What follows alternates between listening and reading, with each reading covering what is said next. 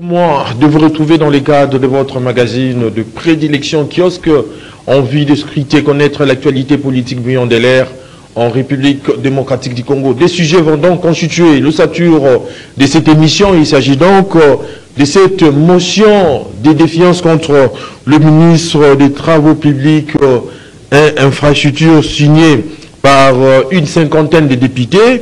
Il est reproché au ministre d'État, ministre des Infrastructures et Travaux publics, l'état de délabrement des infrastructures. L'auteur, visiblement inquiet, condamne le fait que ces travaux n'aient pas été exécutés. Nous allons donc analyser cette question au cours de votre magazine Kiosque, mais également cette mission conjointe entre le gouvernement et le Parlement de la République démocratique du Congo dans le parti occupé par les rebelles où on a institué l'état des sièges par le président de la République en vue de mettre fin à la situation de l'insécurité dans cette partie du pays. Mais lorsque la première ministre Judith Suminwa Tuluka a foulé le vendredi 22 novembre 2024 vers 14 h, au-delà de l'accueil protocolaire, une foule immense de jeunes bien encadrés, portant des t-shirts de très bonne qualité, brandissant des pancartes, le tout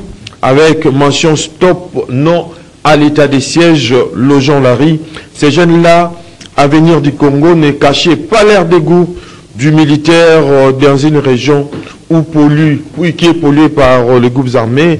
Sur les mêmes t-shirts, ils avaient écrit les rôles des militaires, c'est dans la sécurité de la population et non l'air tuer, lever des boucliers dans un automatisme d'intelligence artificielle. Bien avant cette genèse, c'est l'Union nationale de la presse du Congo, UNPC section Nord Kivu, qui a payé une visite au maire policier pour lui demander de garantir le droit et la liberté de circulation, mais également la liberté d'information et des journalistes. Monsieur Joseph Kongolo, notre invité de ce jour, que nous allons débattre sur toute cette question. Je vous salue. Merci beaucoup, Eddy. Ça fait bien longtemps qu'on ne s'est plus vu sur ce plateau. Merci à tous les auditeurs et à tous les téléspectateurs de Canal Kin. CCTV. CCTV, voilà, oui. Merci. Je salue tout le monde et on est là pour essayer de partager des opinions sur les thèmes que vous avez choisis. J'ai évoqué un certain nombre de faits qui se sont déroulés lors de la descente de la première ministre dans ces États, dans des provinces, dans l'Ituri et Béni, où on a eu à initier l'état des sièges par le président de la République, Félix-Antoine Tshisekedi Tshilombo, en vue de réguler cette question de l'insécurité dans cette partie du territoire de la République. Il y a eu des jeunes qui ont brandi les calicots pour déplorer cet état des sièges comme décrété ou décidé par le président de la République, Félix-Antoine Tshisekedi Tshilombo. Mais c'est Joseph Kongolo. Ces faits mis ensemble ne seraient pas un fait anodin ni gratuit.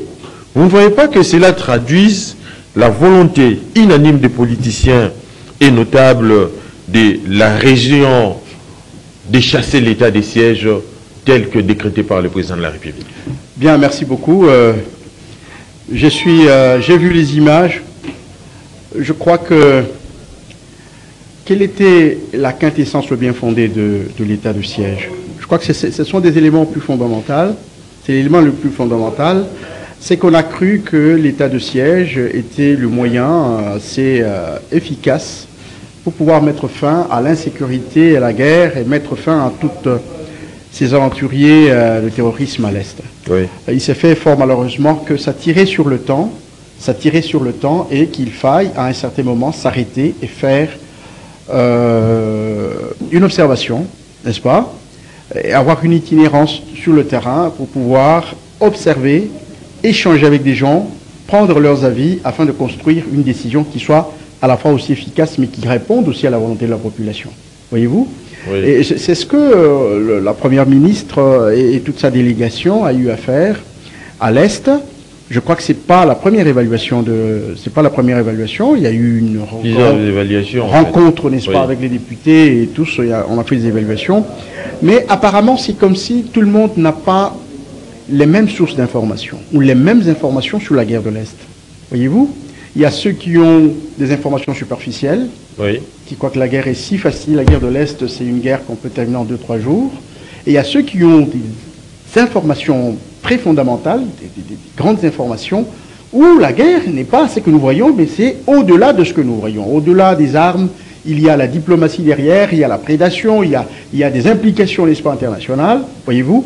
Donc, pour toutes ces choses, je crois, il ne suffit pas tout simplement de prendre ce qu'on appelle les désidérata de la population, qui semble ne pas accéder à des meilleures informations sur la guerre et de les appliquer directement, n'est-ce pas? Il faudra faire évoluer le dossier dans des instances qui ne sont pas à la portée de tous, n'est-ce pas? Et peut-être revenir par la suite pour prendre les décisions. Mais quand certains notables, certains députés, notamment l'exemple des Irakiens, qui déplorent le fait que l'état de siège a fait son temps et il a démontré ses limites, d'où il faut carrément la levée de cette décision. Je veux bien, il a le droit de le dire, tout à fait. De la même manière qu'un autre Congolais a le droit de le dire aussi, qu'Irachan s'est réimpliqué dans l'alimentation. Le gouverneur l'avait cité. Il a aussi le droit de le faire. Il a aussi le droit de le faire. Voyez-vous? Donc il ne faut pas souffler au chaud et au froid et s'improviser un sapeur-pompier. Voyez-vous? Mais il faut aller au-delà de toutes ces supputations politiques. Il faut aller au-delà des appétits politiques. N'est-ce pas? Des élus, par exemple, qui se contentent seulement de leur salaire sans des avantages, voyez-vous, qui peuvent croire que, bon, il faut qu'ils reviennent à la manette. Mais attention, je termine. Ça c'est... Bon, je crois très sincèrement aujourd'hui qu'on doit faire une évaluation objective de la chose. Et j'espère que la délégation qui a été conduite par Mme Souminois, la Première ministre, doit tirer les choses au clair. Nous n'allons pas nous fier à tout ce petit théâtre qui, avec des polos, comme tu as dit, des polos de Grand Prix, avec bien organisé, des messages et tout ça. C'est du théâtre, effectivement. Mais je voudrais qu'au-delà de ce théâtre politique, n'est-ce pas, qu'on aille en profondeur pour tirer des leçons qu'il faut. Eh bien, s'il faut lever l'état de siège, on doit le faire. Si c'est dans certaines circonstances qu'il faut tirer, dans certains lieux, dans certains milieux qu'il faut lever l'état de siège, il faut le faire. Et s'il faut laisser l'état de siège dans certains autres, on peut le laisser. Mais Joseph Kongolo, entre le réajustement de l'état de siège et la levée, vous optez pour quoi? Attention, c'est ce que je disais tout à l'heure, on n'a pas accès à des bonnes informations sur cette guerre de l'Est. Nous avons des informations superficielles. Mais en profondeur, ceux qui ont cette information, qu'ils aient tout simplement la bonne foi de prendre une option en fonction de ces informations-là. Ça veut dire quoi? S'il faut lever l'état de siège, qu'il lève l'état de siège et qu'il laisse l'armée faire son travail au front et qu'il laisse les civils gouverner. Voyez-vous? Mais alors, s'il y a d'autres informations qu'on ne peut pas publier, des informations très sensibles qu'on ne peut pas publier et qui trouvent qu'on peut lever l'état de siège, par exemple, dans des centres urbains, pour laisser l'état de siège dans des milieux reculés, là où sévit la guerre, eh bien, ils peuvent le faire. Alors qu'ils aient des moyens, des arguments solides pour nous convaincre de cela, voyez-vous? Et que non seulement nous convaincre, nous qui sommes à Kinshasa, mais particulièrement aussi ceux qui sont sur le terrain et qui subissent, n'est-ce pas, toutes les affres de cette guerre. Pompon Joly, vous êtes venu d'ailleurs en retard, en fait, il faut les souligner. Nous parlons de cette question de l'état des sièges avec la mission parlementaire, la mission plutôt conjointe entre le gouvernement et les parlements de la République démocratique du Congo, ont envie de s'enquérir de cette situation de l'état des sièges pour s'enlever. Mais il y a une certaine opinion qui estime, vous avez suivi l'argumentaire de Joseph Kongolo, qu'il faut carrément chasser l'état des sièges dans cette partie du territoire de la République démocratique du Congo. Pour ces gens-là, faudra-t-il admettre que bien plus qu'ils cachent mal cette grande manipulation de ceux qui ne souhaitent plus voir le militaire gérer leurs entités? Votre analyse. Merci, cher Eddy, pour la question. Je m'excuse auprès de nos téléspectateurs. Oui. Vous savez, les routes aujourd'hui, je pense que c'est la première fois que je me présente en retard dans cette émission. En fait, l'état de siège, c'est un régime d'exception. Où en principe, on devrait avoir le gouverneur civil, on a le gouverneur militaire. Oui. Au-delà de voir le gouverneur militaire, il y a la restriction de liberté. Alors, vous savez, la gestion d'un État, la population est l'épicentre de l'action publique. Lorsqu'il y a un dysfonctionnement, la population doit agir parce qu'elle a le pouvoir, en vertu de l'article 5 de la Constitution, parce que c'est elle qui donne le pouvoir, c'est elle le souverain primaire. Tout pouvoir émane d'elle, mais malheureusement, lorsqu'il y a maintenant un régime d'exception, on essaie de dédouaner les pouvoirs qu'a la population. Donc, voilà un peu l'exception de cet état de siège. Mais pourquoi l'état de siège? À un moment donné, j'étais au Forever. J'étais comme... j'ai oublié même les noms, pas sa date. Mais pendant des conférences, des échanges des entrepreneurs là-bas, il y a un qui nous a dit, lorsque vous vous mettez dans une action, la première des choses, il faut poser la question, le pourquoi de ce que je fais. Et alors, l'état de siège, c'était le pourquoi, c'était l'insécurité à l'Est ou l'agression rwandaise. Alors, pour lever cet état de siège, il faudrait que le pourquoi de l'instauration de l'état de siège soit arrivé à la fin. C'est-à-dire, on ait pris la présence des militaires rwandais, que l'agression prend fin, que cet état de siège a permis au gouvernement de mater les agresseurs. Mais jusqu'aux preuves du contraire, ce n'est pas le cas. Donc, en réalité, dans l'esprit de l'état de siège, on ne peut pas l'enlever. Parce qu'on a instauré l'état de siège pour bouter l'ennemi. Jusque-là, l'agression continue. Bon, moi, pourquoi est-ce qu'il y a eu ça? Ce n'est pas la première fois. Il y a des tractations sur tractations. Caméré a reçu les députés du Nord-Kivu. Le président de la République. Le président de la République. Chez lui, d'ailleurs, à l'OIA. Il y a eu des rencontres. Des tables rondes. Des tables rondes. Aujourd'hui, c'est la première ministre qui est allée là-bas pour s'enquérir de la situation. Nous avons une armée. Et l'armée est dotée d'une loi de programmation militaire pour augmenter plutôt le budget. Vous savez, les nerfs de la guerre, c'est l'argent. Hier, on a manqué l'argent. Aujourd'hui, on a l'argent. Nous avons une loi et une recommandation par l'Assemblée nationale en interdisant le gouvernement de brasser et mixer les groupes armés. Donc, si hier, les instruments juridiques n'existaient pas pour donner à notre système défensif le pouvoir d'agir, aujourd'hui, on a ces instruments-là. Moi, je crois qu'on doit les utiliser. Mais quand l'armée n'arrive pas à récupérer les territoires occupés par les ennemis? Vous savez, l'histoire de la RDC, lorsque vous analysez, il faut vraiment l'analyser avec beaucoup de circonspection.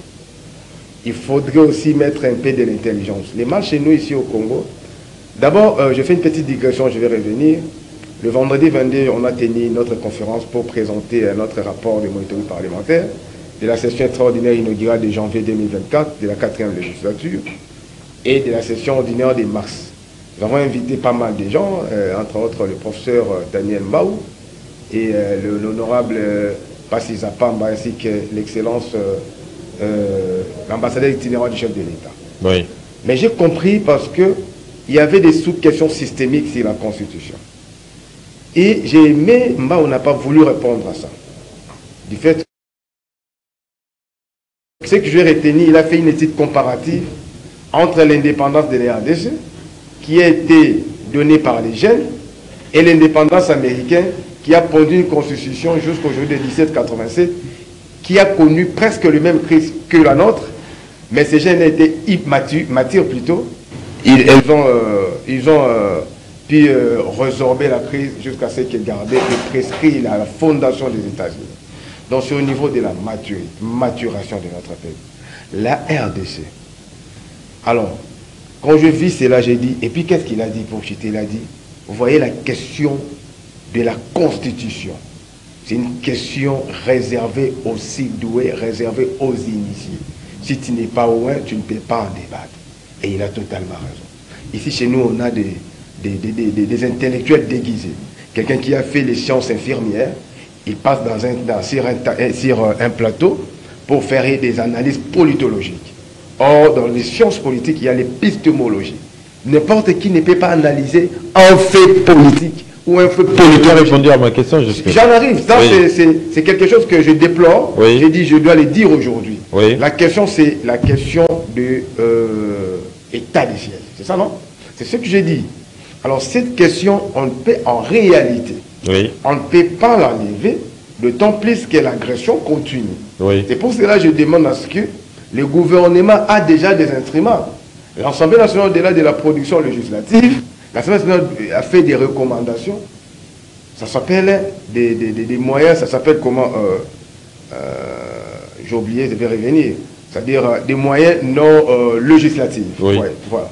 En fait, ici les instruments sont là. C'est la question maintenant de la volonté politique. Parce qu'en réalité, la souveraineté d'un État, c'est aussi la capacitation. Il y a des instruments juridiques qui nous régent sur le plan national. Il y a des instruments juridiques qui nous régent sur le plan international. Prenons ces instruments mêlés en merzeck pour bouter cette agression. Et surtout que nous parlons de... Il y a un débat qui est d'actualité aujourd'hui, c'est le changement de la Constitution. Oui. Alors, quand on change une Constitution, on remet les pouvoirs au peuple pour donner... à cet instrument, la nouvelle constitution, le pouvoir d'agir, c'est-à-dire le pouvoir, c'est-à-dire ces pouvoirs-là, c'est les peuples qui octroient via le référendum. Et alors déjà, lorsqu'on parle de référendum, c'est les peuples qui constituent l'État, qui constituent plutôt la nation.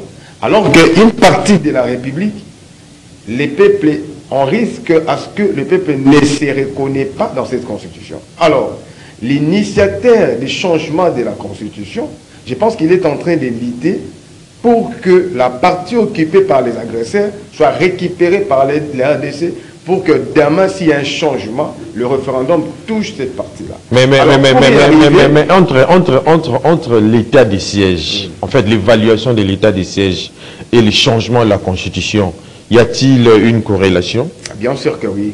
Parce qu'on ne peut pas changer une Constitution sans pour autant une partie de la République soit occupée. Parce qu'au moment du référendum, cette partie-là ne va pas voter oui ou non. Et c'est une balkanisation systémique qui se dit pas non. C'est-à-dire qu'il faudrait en finir avec l'état des sièges pour que les ADC puissent récupérer sa superficie de longtemps, 2 345 000 km 410, après avoir fini avec les toits de la population. Voilà votre nouvelle constitution. Et cette population-là puisse se reconnaître en ça. Donc il faudrait vraiment en finir avec ça. Mais avec ces démarches-là, des, comment dirais-je, évaluation en évaluation, ça ne changera pas la chose. Vous savez, en diplomatie, au-delà de la définition littéraire que non, la diplomatie c'est la politique, il y a plusieurs politiques sur le plan international, machin, machin, mais la diplomatie se conjugue aussi avec les armes. C'est pour cela, la diplomatie, les Nations Unies, qui est une structure qui régente les différents pays pour parler de la vie internationale, a été pondue sur le centre de la guerre. Pour finir avec la guerre, mais il y a des instruments où chaque État brandit pour acquiser l'autre État. Très bien. Donc moi je pense que le gouvernement congolais, Kinshasa, a déjà des moyens. Il y a eu plusieurs réformes au niveau de l'FARDC. L'FARDC aujourd'hui ce n'est plus la même armée d'hier. Hier, on avait plus des écoles de formation. Aujourd'hui, on en a. Hier, on a tué nos écoles de formation. Vous le savez, on a tué nos militaires formés par-ci, par-là, dans des belles écoles. Ces militaires ont été tués à Kitona, plutôt au Bas-Congo, Congo central. Aujourd'hui, on a formé des militaires. Aujourd'hui, on a une armée normale. Il y a des moyens, 1,5 milliard de dollars. Mettez-les à Niazek pour chasser ces Rwandais-là. Très bien. Monsieur Joseph Kongolo, je reviens à vous. Certes, l'état des sièges voulu comme solution sécuritaire, à la crise sécuritaire plutôt, à l'est de la République démocratique du Congo, a démontré aujourd'hui ses limites, comme pour dire toute opération qui dure et use. Mais quant à tout cela, à qui incombe la faute? Bien. Quand on est responsable, on est d'abord nation parce qu'on est garant de la nation. C'est la première chose. Le responsable, c'est d'abord le gouvernement congolais. Oui. Ah oui, ne peut pas se disculper. Et en deuxième temps, le responsable, c'est la population congolaise. Parce que chacun a un rôle. Voyez-vous, nous avons tous un rôle à jouer dans la fin d'une guerre. Une armée ne peut pas terminer une guerre quand il n'a pas la coopération, le soutien de sa population. Voyez-vous? Oui. Alors, le gouvernement doit mettre des moyens qu'il faut pour que l'armée soit efficace et qu'il arrive à dissuader les prédateurs du territoire, richesses et tout ça. Voyez-vous? Chose faite. Alors que, effectivement, mais la guerre n'est pas terminée pour autant. Donc, au-delà des moyens qu'on doit donner au gouvernement, à l'armée, je crois qu'il y a aussi la tactique, les moyens de guerre. Ok? Tout ça, la gouvernance de guerre. Ce sont des choses qui reposent sur la responsabilité du gouvernement et par ricochet du président de la République. Voyez-vous? Et nous, la population, avons une part de responsabilité. Combien de traîtres on a arrêtés dans cette guerre? Est-ce que nous sommes effectivement mobilisés derrière l'armée, derrière le gouvernement, pour mettre fin à cette guerre? Vous trouvez des brebis galeuses à gauche à droite, et ainsi de suite et tout ça. Parfois, vous trouvez, comme on dit, des notables impliqués dans cette guerre. Mais il y a également cette levée du moratoire. On ne sent même pas sur de ces traites-là dont vous faites allusion. Tout à fait, vous avez raison. Je veux dire tout simplement que vous avez posé la question qui est responsable. Je vous dis que chacun à ce niveau est responsable de cette guerre. Oui. C'est ce que je voulais tout simplement vous dire. Mais si on doit revenir à ça, je pense aujourd'hui que le président de la République doit écouter la voix du peuple. La voix du peuple, pour moi, c'est de lever l'état de siège dans les milieux qui sont en paix. Dans les milieux qui sont en paix et de laisser l'état de siège dans les milieux où se vit la guerre. Je pense que de cette manière, on va concentrer des énergies, particulièrement les militaires, dans des territoires où sévit la guerre. En ce moment-là, on peut aller progressivement, plus la guerre perd, l'ennemi perd le terrain, et au fur et à mesure, jusqu'à ce qu'on va mettre fin à la guerre. Jusqu'à ce qu'on va mettre fin à la guerre. Je préfère que Goma, tous ces centres, tous ces coins qui sont déjà pacifiés, n'est-ce pas, qu'on lève l'état de siège et qu'on laisse l'état de siège dans des territoires où sévit encore la guerre. Mais tout crie aujourd'hui à la levée de l'état de siège en arguant qu'il apporte plus de bien que de mal. Dans l'entretemps, là-bas, on rase partout et les immeubles sortent des terres, mais également le vide des champignons.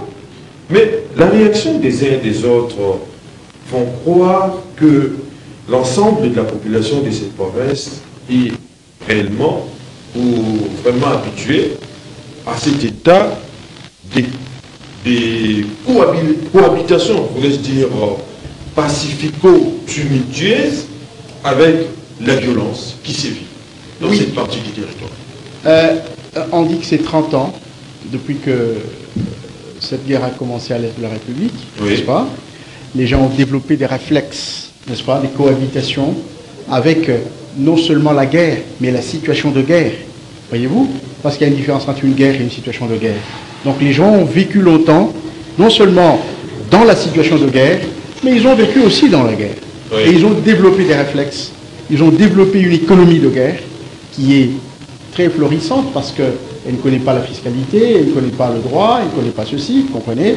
Donc c'est ça qui présente cette dichotomie dans, d'une part, c'est la guerre qui sévit, et de l'autre part, c'est le développement, c'est le boom immobilier, ainsi de suite et tout ça. Nous voulons dire effectivement que c'est une situation qui est un peu difficile à percevoir.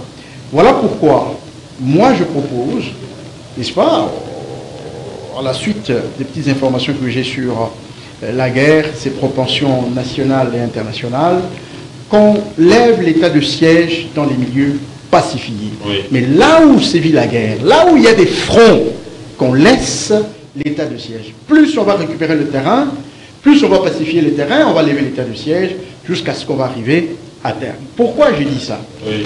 Je dis parce que là où il y a la guerre, il n'y a pas de loi. Il faut le dire clairement. C'est-à-dire que c'est que l'état de siège restreint comme liberté auprès de l'opinion, oui. C'est la même situation de fait là où se vit la guerre. C'est-à-dire qu'ils n'ont pas la liberté. Ils n'ont pas la liberté, les restreindre. Alors, je voudrais tout simplement que le président de la République lève l'état de siège dans des territoires pacifiés et qu'on consolide la paix. Par contre, là où sévisse encore la guerre, là qu'on laisse l'état de siège et qu'on concentre l'espace des actions militaires sur ces territoires pour mettre fin à cette agression. Très bien. Pour Joli, je termine ces tours de table avec vous.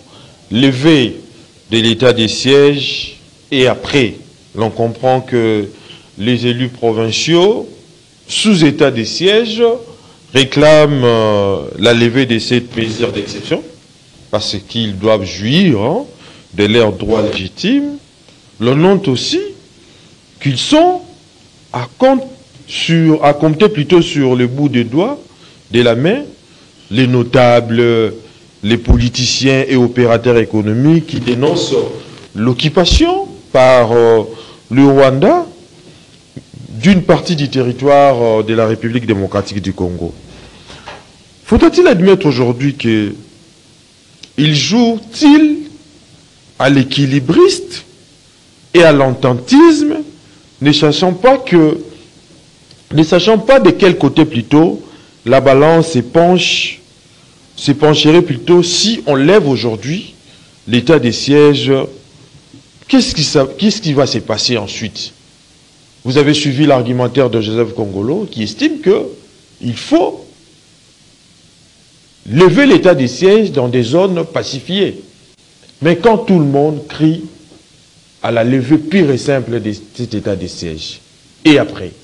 Donc on enlève ça partiellement, je crois, selon Joseph Kongolo. Moi je crois, vous savez, la politique, c'est un monde vraiment aléatoire. C'est pour cela, lorsqu'on fait une analyse politologique, il faudrait toujours relativiser. Oui. Ce n'est pas comme la mathématique, on vous dit 1 plus 1 égale à D, voilà la formule, vous commencez ici pour chuter ici. Là. La politique n'a pas de formule. Et un penseur, Jean-Michel Barthelot, a dit c'est difficile de comprendre la politique parce qu'elle siège dans les intentions de l'homme. Il n'y a que l'homme et Dieu qui peut maîtriser les intentions. Nous sommes ici sur ces plateaux, vous ne savez pas ce que moi je pense de vous. Oui. Il n'y a que moi qui les connais, qui les sais. Et alors, quand vous êtes dans un terrain politique, dans un rouage politique, il faudrait maîtriser les B.A.B.A. Il faudrait maîtriser le contour et les détours. Et la meilleure des choses, on dit, l'information, les savoirs, l'information, c'est le pouvoir. Beaucoup de nos politiques, les députés provinciaux comme nationaux, l'information leur échappe. C'est ça le problème. Ça dit, je suis député, oui. État des sièges, oui, nous acceptons ça. Demain, l'état des sièges, il faut la lever. Sans comprendre la quintessence de l'état des sièges. L'esprit qui est caché. Derrière. C'est pour cela, vous allez voir, il y a une adéquation entre la personne qui gère et d'autres.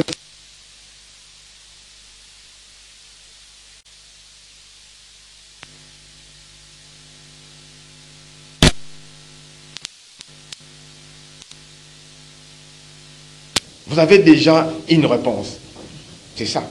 L'état des sièges, oui. Pourquoi on a instauré ça? Pourquoi doit-on la lever? C'est là où les bas blessent. Moi, je vous ai dit ici, dès lors on a imposé ou instauré cet état des sièges, pour la lever, il faudra que la raison de l'instauration de l'état des sièges soit vraiment justifiée. Oui. Aussi longtemps l'agression continue, on ne peut pas. Là, vous émettez dans une même longueur d'onde avec le président de la République qui estimait que s'il faut enlever cet état de siège, il faut que la guerre finisse. Vous savez, c'est qui est la raison fondamentale qu'on a eu à Haïti. En réalité, c'est ça. Vous savez, oui. Le président, c'est qui? C'est la personne qui est plus informée que tout le monde. Oui. Avant d'initier l'état de siège, il a été informé. Il y a beaucoup de choses qui échappent à l'Assemblée nationale, sur le niveau de l'OIA. C'est ça les problèmes. Il y a certains ministres qui ne comprennent même pas comment est régentée notre société. Parce que la nation, l'âme de la nation, c'est son histoire, la vraie histoire. Oui. Il y a beaucoup de nos politiciens qui ne connaissent même pas la nature de l'RDC. Oui. C'est quoi l'RDC? Il endosse des choses dont c'est comme si c'est l'occultisme. L'état des sièges, les instruments sont là. C'est pour cela quand le président a instauré l'état des sièges, il a demandé à l'Assemblée nationale. D'abord, c'était un conseil de l'Assemblée nationale. Oui. Le bureau de l'Assemblée a dit, le président a posé comment faire pour résorber la crise, pour bouter cet agresseur. l'Assemblée nationale a dit, moi je produis des lois. Au-delà de l'aspect législatif, je fais des recommandations. Voilà la recommandation que je fais au gouvernement. Parce que la fragilisation de notre système défensif vient du gouvernement. Oui. Avec des brassages, mixages, des groupes armés terroristes, des étrangers qui viennent non formés, ils occupent des fonctions, de hautes fonctions militaires, colonel, major. Alors, on doit interdire d'abord. Tshisekedi a fait 6 ans. Vous avez connu un brassage? Même pas. Mais interrogez l'histoire. Vous allez voir, dans 5 ans, on a brassé combien de fois? Dans 10 ans, on a brassé combien de fois? Ça, c'est un point positif de Et notre tout s'inscrivait dans le cadre de fragiliser l'armée, en fait. Mais bien sûr que oui. Vous avez un militaire né, grandi, vécu ailleurs. Il n'a même pas une nationalité congolaise, mais il est colonel à notre armée. Et lorsque vous achetez les armes pour venir combattre l'agression, c'est lui qui donne l'information chez l'ennemi, parce qu'il est ennemi chez vous. Alors il fallait finir avec ça. Là, c'est un point positif. Oui. Deuxième point positif, la loi de l'habilitation militaire. Et plutôt, la loi de programmation militaire. Et cette loi a donné à l'armée 1,5 milliard de dollars. N'est-ce pas? Au-delà de ça, il y a un livre blanc. Comment faire des réformes pour avoir une armée dissuasive? Aujourd'hui, que personne ne vous trompe, on a vraiment une armée. Mais la question maintenant, Kinshasa, la volonté politique pour faire la guerre avec cet agresseur. C'est là où les bas blessent. Très bien. Comme il y a une question de changement de la Constitution, oui, on doit activer cette armée pour chasser les agresseurs. C'est ça la Très bien. Changeons de registre. Hein. Parlons cette fois-ci de cette motion de défiance initiée contre le ministre des Travaux publics et infrastructures. Dans cette motion signée par une cinquantaine de députés, mais c'est Joseph Kongolo, il est reproché au ministre d'État, ministre des Infrastructures et Travaux publics, l'état du délabrement des infrastructures. L'auteur, visiblement inquiet, condamne également le fait que ces travaux n'aient pas été valablement exécutés par le ministre des tutelles. Faudra-t-il admettre aujourd'hui que cette motion a sa raison d'être? Évidemment. Je pense que quand on construit, quand on parle de la Constitution, oui, okay, on parle du fonctionnement des institutions. On parle de la marche des institutions. On parle de l'efficacité des institutions. Voyez-vous? Mais l'efficacité des institutions passe par quoi? Ça passe par des choses comme l'émotion. Pourquoi la motion dans l'arène politique congolaise est quelque chose d'indésirable? Pourquoi ça sonne mal à l'oreille des gens? Même des politiques. Pourquoi? Mais c'est un contrôle de routine. C'est un contrôle de routine. On a fait un constat amer. Des routes qui ne savent pas tenir 2 ans. Surtout après la pluie. Et évidemment, surtout après la pluie. Il y a même pas moyen de marcher convenablement. Et quand on convoque le ministre devant la représentation nationale, nous, les gens trouvent comme si on a craché sur eux, on a craché sur l'Union sacrée, on a craché sur le président de la République, on a craché sur tel. Et j'ai même entendu un communiqué comment on l'appelle, les Tutsis. Oui, la communauté congolaise en fait. Bon, en fait, j'ai suivi ces communiqués. Qui déplore le fait qu'il n'est pas le seul mauvais ministre du gouvernement. Mais écoutez, où sommes-nous alors? Où sommes-nous? Pourquoi vous parlez de démocratie? Et vous parlez des Tutsis. Mais évidemment, j'ai suivi le communiqué. Oh, donc, disant on n'est pas congolais. Non, les Tutsis congolais, évidemment, il y a toujours une exception des Tutsis congolais. J'ai suivi, moi, le communiqué. Ils disent que, écoutez, Guissaro n'est pas le seul mauvais ministre du gouvernement, il ne doit pas mériter ça. Mais écoutez, s'il vous plaît, nous sommes où? Dans une démocratie? On va vous demander des questions, on vous pose des questions. Vous avez des arguments. Vous devez absolument avoir des arguments. Oui. C'est vous qui êtes le ministère du tutelle dans cette matière. Venez expliquer à la représentation nationale pourquoi vos routes ne durent pas. Alors que la durée normale d'une route, c'est peut-être 10-15 ans. Pourquoi? Et j'ai entendu, et ce qui est plus grave, oui. Nous cherchons la démocratie, nous voulons changer la Constitution, c'est bien beau. Mais est-ce que nous avons le soubassement, la culture politique démocratique assise? Pas du tout. Mais c'est pas correct. Mais toutes ces institutions ont un soubassement, c'est la culture politique. Oui. Vous êtes en démocratie, la démocratie a sa culture. J'ai même entendu les mêmes députés de l'Union sacrée qui ont retiré leur signature sur la motion. Ils ont retiré leur signature. Chaque groupement, le MLC a retiré les signatures, tel a retiré les signatures. Nous sommes où? Nous voulons quoi? Qu'est-ce que nous voulons? Avec quoi nous allons atteindre des objectifs? Qui sont ces gens qui nous ont amenés aux objectifs escomptés? Et nous sommes perdus. Nous sommes totalement perdus. Qui a dit que passer à la motion, passer au Parlement, c'est synonyme d'être éjecté du gouvernement? Qui a dit ça? Mais apparemment, qui a dit ça? Apparemment, c'est comme si l'Assemblée nationale est sortie de sa léthargie. Hein, mais c'est ça son travail. C'est ça le travail d'une Assemblée nationale. Oui. Ce n'est pas. J'ai aimé la réaction du président de l'Assemblée. Ce n'est pas une histoire personnelle. Oui.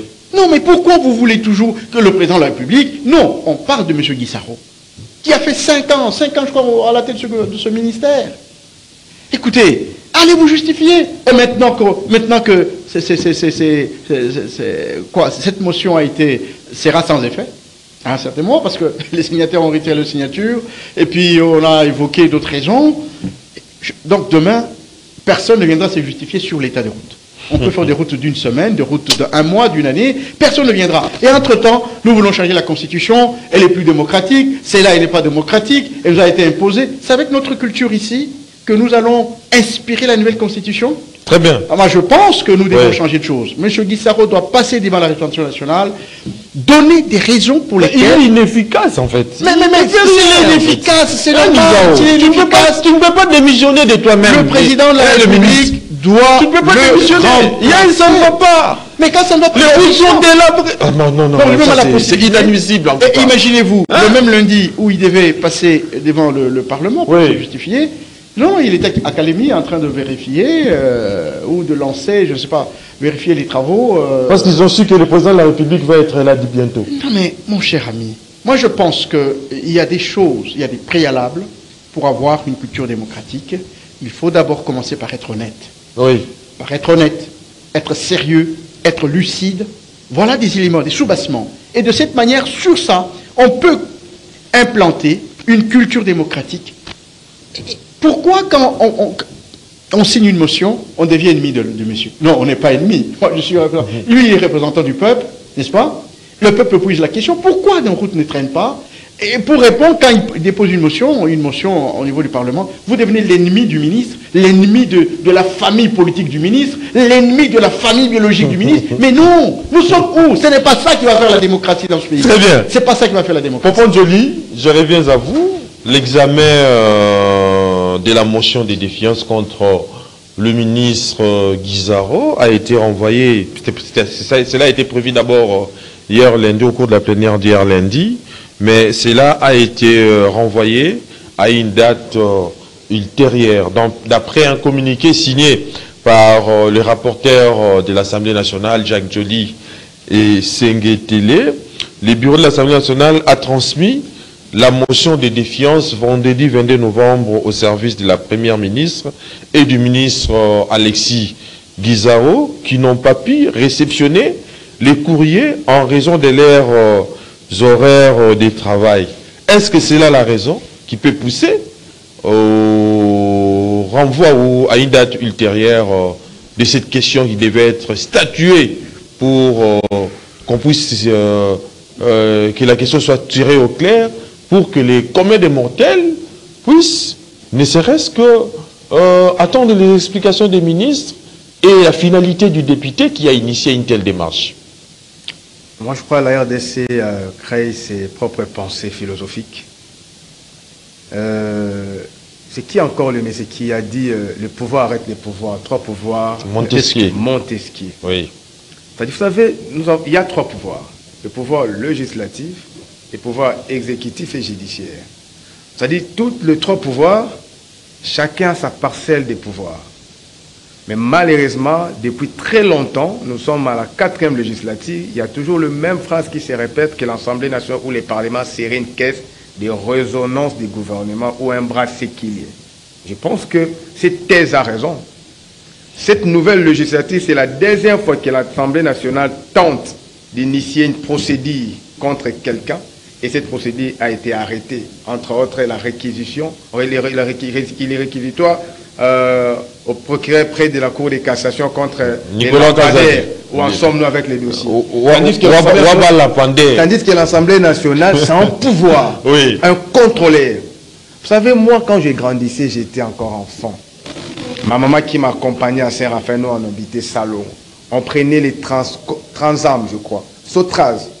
À chaque fois qu'un gando surgissait dans les bus, tout le monde était agité. Oui. Chauffeur, receveur, les clients, tout le monde agité, tout le monde cherchait son billet, son ticket. Est-ce qu'aujourd'hui, on a les pères des gendarmes, on a la paire des gendarmes? Est-ce que le contrôleur a peur de contrôler? L'Assemblée nationale s'est dédouanée de son pouvoir. Voilà aujourd'hui avec des micro-nations, même pas des micro-nations, parce que moi j'ai étudié, je n'ai jamais vu c'est maintenant Alinguetti qui joue ce rôle là. Il joue ce rôle, à part lui peut-être. Et voilà. Mais sous Caméré quand même, il y a eu des avancées dans ce sens. Mais s'il y avait eu des avancées. Parce qu'initier une telle démarche n'est pas donné à n'importe qui en fait. Non, c'est la fin qui justifie les moyens. Ce n'est pas l'initiative. Initier, aller jusqu'au bout. C'est ça la raison. Vous avez initié et Nicolas. Mais le bureau a donné ses raisons. Non, il n'y a pas de raison, c'est un pouvoir qui agit. Donc il faut éviter le télescopage, c'est un pouvoir qui agit, il a le pouvoir. Et alors, le vrai pouvoir qu'a l'Assemblée nationale, c'est le contrôle. Vous savez même Dieu qui a créé l'homme, malgré qu'il est souverain, mais il a doté des mécanismes de contrôle, que nous appelons la conscience, un acte qui te dit les biens et les mal. Lorsqu'on te dédouane de ça, tu deviens un animal. D'ailleurs, en sociologie, l'homme est défini comme animal, mais à caractère social. C'est ces mécanismes de contrôle qui te socialisent. Et dans le système de gestion d'un État, on a mis ces mécanismes-là pour faire avancer les pays, pour une bonne gouvernance. Oui. Et les peuples, les routes que nous festigeons aujourd'hui, qui a construit ces routes-là? C'est le peuple, c'est la population. Vous savez, les peuples jouent un rôle. Le centre de l'action publique, c'est le peuple. C'est lui qui est au centre de tout. Pour parler d'une nation, pour parler d'une république, c'est les peuples qui donnent les animateurs. Aujourd'hui, on a un président. Qui élit ces présidents? C'est les peuples. Oui. Et le président a besoin de moyens. Qui donne les moyens? C'est les peuples via l'impôt et les taxes. Alors bon, on doit aussi aller un peu loin en réfléchissant ou en analysant. Ministre, oui, on peut dire, ministre a mal géré ou il gère mal. Vous savez, on a deux obligations. Il y a une obligation de moyens et puis une obligation de résultat. Est-ce que le ministre a les moyens de sa politique? Question marque aussi.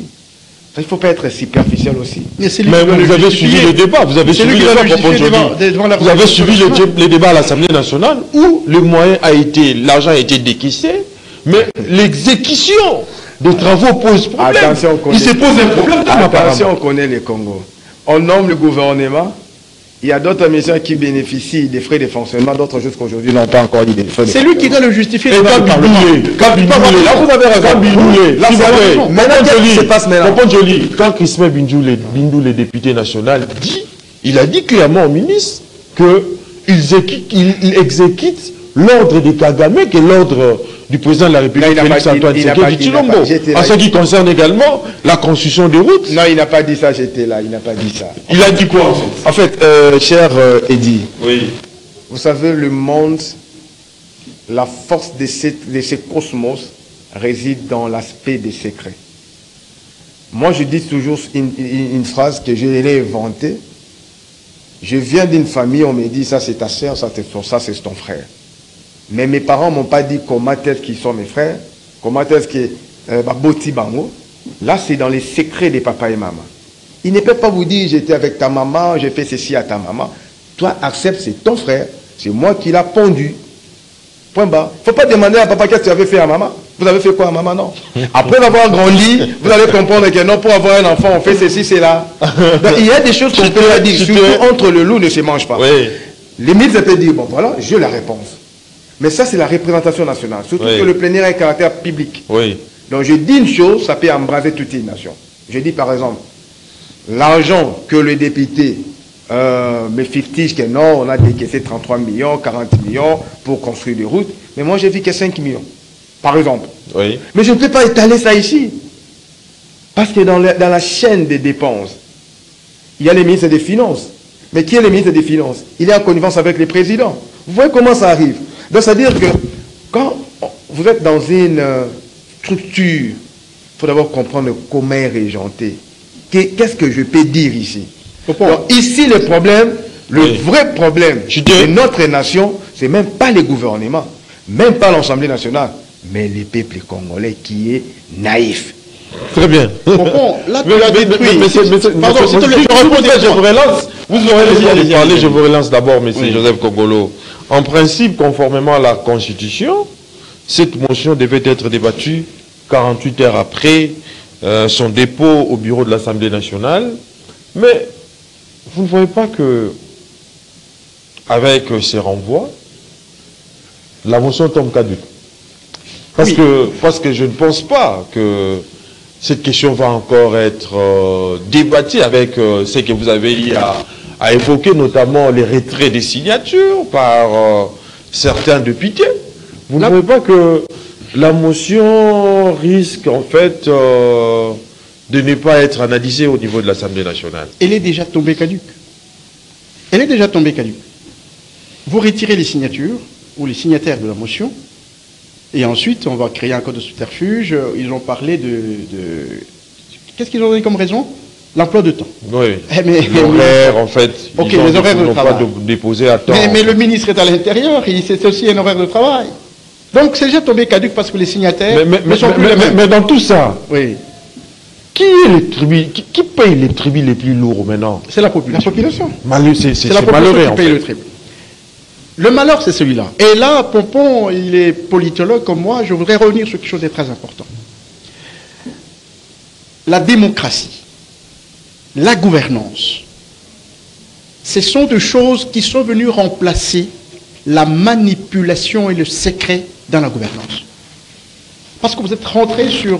vous avez fait allusion au secret. Non, le secret dans la gestion de la chose publique, c'est vrai, peut-être en termes sécuritaires, mais dans la gestion profonde de la chose publique, la gouvernance est venue pour détruire le secret et la manipulation. Parce que c'est dans le secret où les gens manipulent. Vous ne connaissez pas. Je fais ce que je fais parce que vous ne connaissez pas. Oui. Je vous manipule parce que vous ne connaissez pas.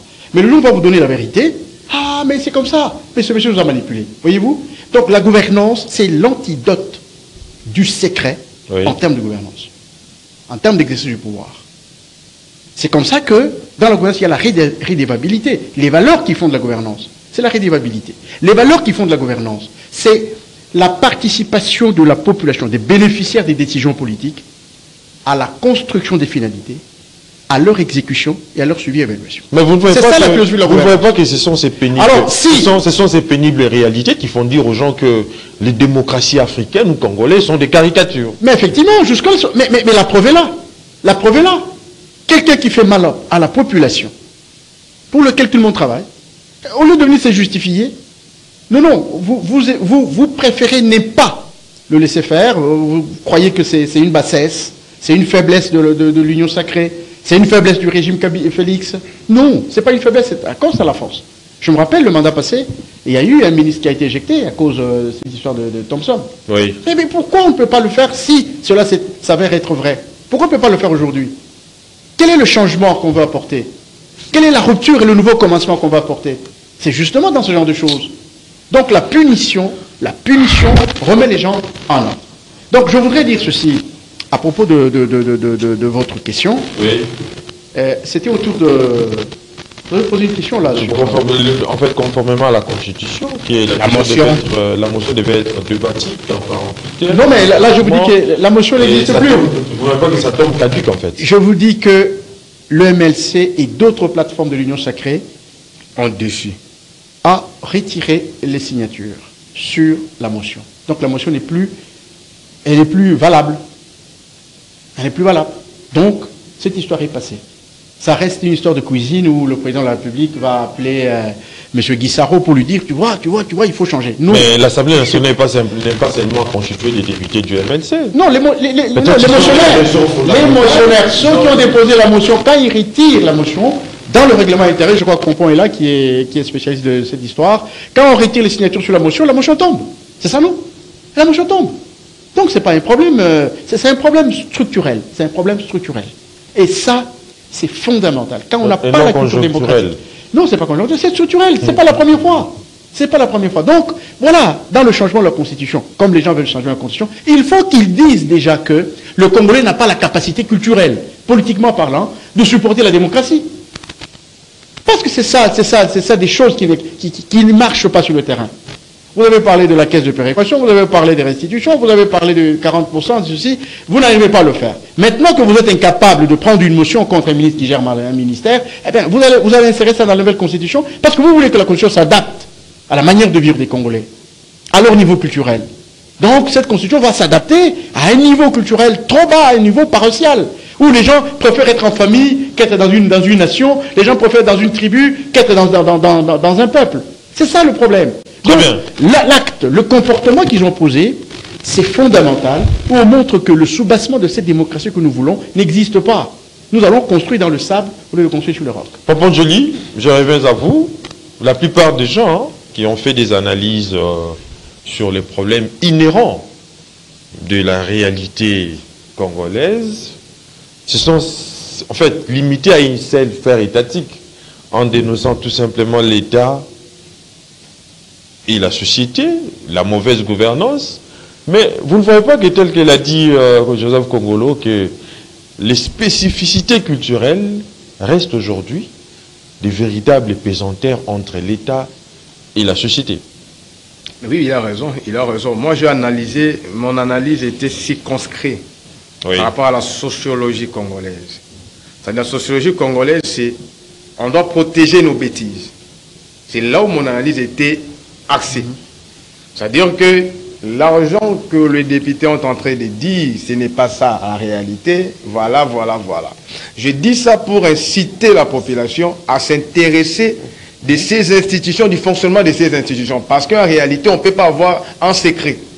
Parce que l'argent utilisé, c'est l'argent que la population donne au gouvernement. Via l'impôt, les taxes, ainsi de suite. Et alors, cet argent-là, s'il y a un dysfonctionnement, la population doit comprendre comment est-ce que vous utilisez cet argent. Vous savez, à un moment donné, la Banque centrale, chaque trimestre, la Banque centrale faisait un révis pour publier, c'était à l'époque des AE, sur tout ce que la banque a fait. Ça s'est fait pli. Donc, il a totalement raison. Donc, ici, c'est comme une sonnette alarme. Voilà, on est en train de prêcher la population pour que la population comprenne au moins son pouvoir. Donc, on a appelé Guizaro, les députés se sont dédouanés, mais à la population maintenant de faire un sitting au niveau de l'Assemblée nationale pour dire que d'ici mercredi, on veut voir Guizaro ici, à la barre. Si vous ne voulez pas, vous n'allez plus siéger. Mais quand sur le plan structurel, tel qu'il a dit Joseph Kongolo, il y a un retrait des signatures. Vous ne voyez pas que même si on fait des sittings, on doit aussi respecter le principe. Non, le pouvoir, c'est la population. Vous avez vu au NIP le projet de loi qu'on va retirer son deux côtés la rue. Même si vous retirez, si la population fait un sitting au niveau de l'Assemblée nationale, il va changer les paradigmes. Très bien. Ça. Les problèmes, c'est notre population. C'est pour cela, si nous sommes sur les plateaux, c'est pour intérioriser, plutôt, c'est pour dire à cette population, voilà votre pouvoir. Vous êtes au-dessus. Vous savez, avant, les rois qui étaient les suprêmes, le pouvoir suprême.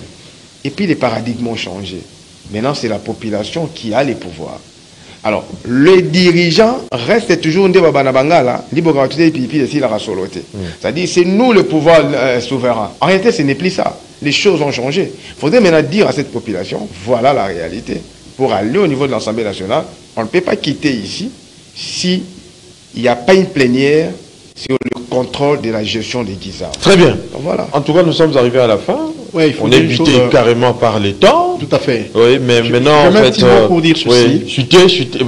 Vous avez une minute, en fait. Ok, les gens veulent la révision constitutionnelle. Oui. Ils veulent le changement de la Constitution. C'est un débat de société. Nous finirons par prendre une option après, quand on va confronter toutes les opinions, mais pas de la complaisance. Oui. Pas de la complaisance. Pas de recul. Nous voulons aller de l'avant. Et aller de l'avant, ce n'est pas avec cette culture de retirer les signatures quand quelqu'un a mal fait. Là c'est de la complaisance. Donc nous voulons effectivement aller sur un terrain où il y a de l'objectivité et de la lucidité. Et ça, ce sont des éléments essentiels pour aller dans un processus de changement. Très bien. Nous sommes arrivés à la fin.